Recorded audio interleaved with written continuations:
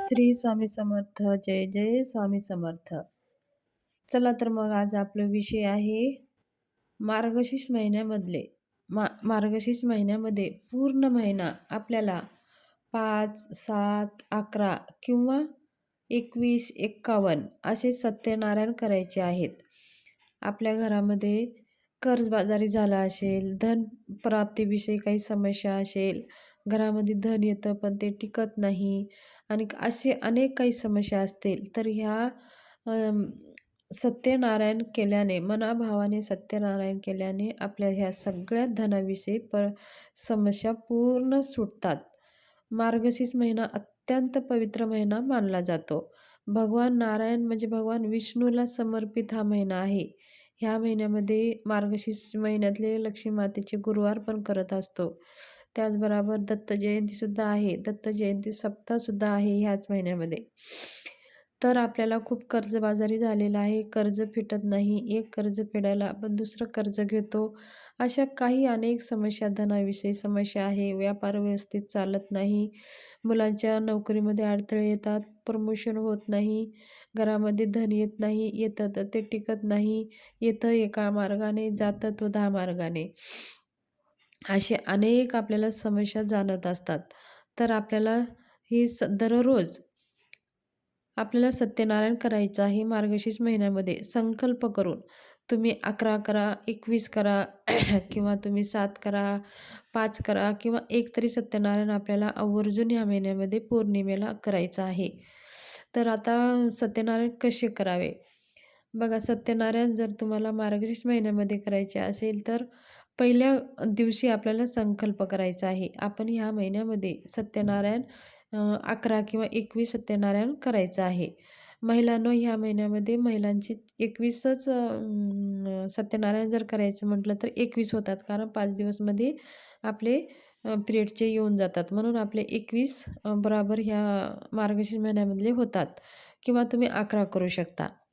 आता सत्यनारायण करण्यासाठी आपल्याला काय करायचं आहे? पहिल्या दिवशी मांडणी करायची आहे, जसं आपण दर पौर्णिमेला करतो. जसं मी अशी मांडणी दिलेली आहे, मांडून दाखवलेली आहे. तसं खाली एक चौरंग घ्यायचं आहे, त्याच्यावरती पांढरा कपडा अंथरायचा आहे. त्या पांढऱ्या कपड्यावरती गव्हाची रास ठेवायची आहे. त्याच्यावरती एक ताम्हण ठेवायचं आहे. तर त्याच्यामध्ये पाणी भरून त्याच्यात ₹1 आणि एक सुपारी टाकून त्या कळसाची पूजा करून त्याच्यामध्ये एक पितळाचं ताम्हण घ्यायचं आहे. त्याच्यामध्ये तांदूळ भरून घ्यायचे आहेत. त्याच्यावरती आपल्याला बालकृष्णाची मूर्ती ठेवायची आहे. अशा प्रकारे आपल्याला ही पूजा करून घ्यायची आहे. आणि समोर आपल्या उजव्या हाताला 2 विड्याचे पानं ठेवायचे आहेत. त्याच्यावरती गणपती म्हणून एक सुपारी ठेवायची आहे आणि दुसरी जे विड्याचे 2 पानं आहेत त्याच्यावरती कुलदेवता म्हणून एक सुपारी ठेवायची आहे आणि आपल्या डाव्या हाताला वरुण देवता म्हणून 1 सुपारी ठेवायची आहे. अशा प्रकारे आपल्याला ह्या पूजेची मांडणी करून घ्यायची आहे. त्याच्यानंतर आपल्याला नैवेद्यासाठी एक एक वाटीभर आपल्याला शिरा लागणार आहे. शिराला बनवून घ्यायचा आहे आणि ही पूजा आपल्याला प्रदोष काळामध्ये संध्याकाळीच करायची आहे. मग आपल्याकडे सत्यनारायणची पोथी असायलाच हवी. मग आपल्याला ही सत्यनारायण पूजा करत असताना पूजेमध्ये तुळशीपत्र आवर्जून अर्पण करायचं आहे. तुळशीपत्र, फुलं, धूप धूप, दीप, तुपाचा दिवा लावून घ्यायचा आहे. हळदी कुंकू सगळे जवळ घेऊन सगळी जुळवाजुळव करून आपल्याला बसायचं आहे.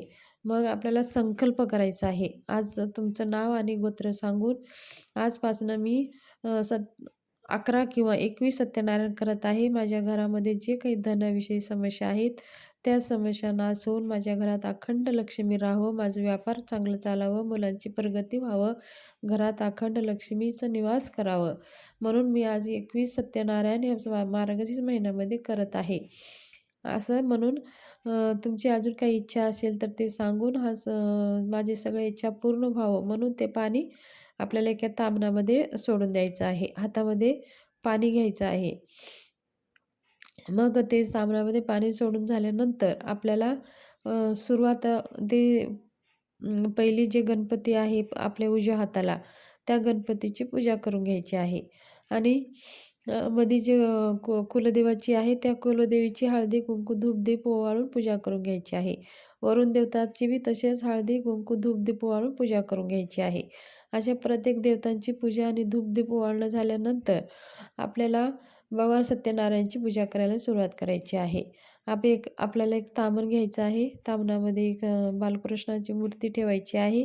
त्याच्यावरती श्रीसूक्त, पुरुसूक्त किंवा ओम नमो भगवते वासुदेवाय नमः म्हणून आपल्याला अभिषेक करून घ्यायचा आहे. पंचामृतानं अभिषेक करायचा आहे. मग नंतर स्वच्छ पाण्यानं अभिषेक करून धुवून पुसून घ्यायचं आहे. भगवान बालकृष्णाला आपल्याला अत्तर लावून घ्यायचं आहे.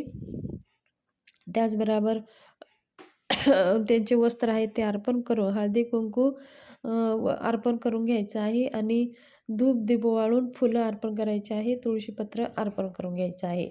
आणि धूप-दीप ओवाळून जे आपण शिराचं नैवेद्य केलेलं आहे ते दाखवून घ्यायचं आहे. मग आपल्याला सत्यनारायणची कथा वाचून मग नंतर आरती करायची आहे. आधी हे झाली पहिल्या दिवशीची पूजा. आरती झाल्यानंतर आता आपल्याला 11 संकल्प केलं तर आता दुसऱ्या दिवशी कसं करावं? आपल्याला सगळं तसंच ठेवायचं आहे. पूजाची मांडणी आपल्याला उचलायची नाही. फक्त आपल्याला दुसऱ्या दिवशी एक्स्ट्रा काय करायचं आहे, की 1 वाटीभर शिराचा नैवेद्य करायचा आहे. पहिल्या दिवशीचा शिरा ते आपण सगळ्या घरातल्या लोकांनी प्रसाद म्हणून खाऊन घ्यायचा आहे आणि दुसऱ्या दिवशी आपल्याला फक्त शिराचे नैवेद्य करून जशी मांडणी आहे तशी ठेवू द्यायची आहे. ते फुलं वगैरे काढून घेऊन दुसरे फुलं आपल्याला ठेवायचे आहेत. पानं जर सुकले असतील तर दुसरी पानं आपण ठेवू शकता. पुढे जे गणपती कुलदेवतांसाठी जे विड्याचे पानं ठेवलेले आहेत ते पानं आपण दुसरे ठेवू शकता. अशा प्रकारे आपल्याला दुसऱ्या दिवशी पण जशीची तशी पूजा मांडणी असून मग नंतर आपल्याला अजून गणपतीची धूप-दीप हळदी-कुंकू, अक्षदा अर्पण करून दीप-दीप ओवाळून घ्यायचा आहे. मग कुलदेवाची पण तशीच पूजा, पंचोपचार पूजा करून ओवाळून घ्यायची आहे. तिन्ही देवाचे तसे पंचोपचार पूजा करून ओवाळून घ्यायचं आहे. मग आपल्याला अजून सत्यनारायणची पूजा करण्यासाठी ताम्हणामध्ये जसं आपण पहिल्या दिवशी अभिषेक केलं तसंच अभिषेक करून मग ते स्वच्छ पुसून वस्त्र वगैरे अर्पण करून फुलं, तुळशीपत्र अर्पण करून घ्यायचं आहे आणि धूप-दीप ओवाळून आपल्याला शिराचं नैवेद्य दाखवून मग आपल्याला पोथी वाचून आरती करून घ्यायची आहे.